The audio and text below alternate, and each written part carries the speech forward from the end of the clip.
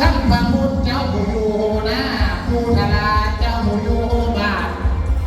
คอยสีบางฮอดเจ้าบารมีพระองค์ดำพระอนันตันตราผู้อยู่เมืองกสิกรรมขอให้บุญมาคำกับวงทัพมันหงได้เด้อสาธุเด้อท่านผู้ว่าราชการโรงพยาบาลกับวงเอาท่านเป็นมาเมื่อนี้ตายยศท่านให้แห้งตาแสงท่านให้กว้างสุพรรณเจ้าให้หง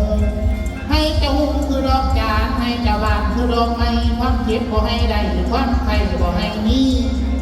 ท่านว่าเจ้าเราแกงบ่ให้ค่าเจ้าทุกขาบ่ให้ห้อง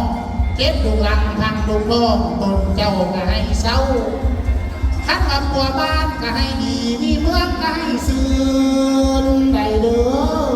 ให้คนแตกบึนห้องเจ้าอยู่ผู้เดียวสาธุเด้ออาบน้ำมวยบ่ให้เจ้าเหม็นตองท่านมาอาบน้ำนองบ่ให้เจ้าเหม็นบูน้ำมวยหน่อยไหลพาติ่งเพลงท่านแม่นสาธุเด้อท่านแม่นมามือนี้ท่านว่าพี่ได้ลอง1 2 3 4พี่เลยน้องซุ้มเจ้าให้หงเมืองพากันหุ่งดอกเพื่อนพากันเรืองดอกไม้บ่ให้ป่วยกลางหงมามือนี้บ่ให้เป็นเทศต้นกลางมามือนี้บ่เป็นลางต้นนาท่านว่ามาแล้วท่านว่ากลับวันคืนยืนวันให้ทับพระให้เจ้าคือว่า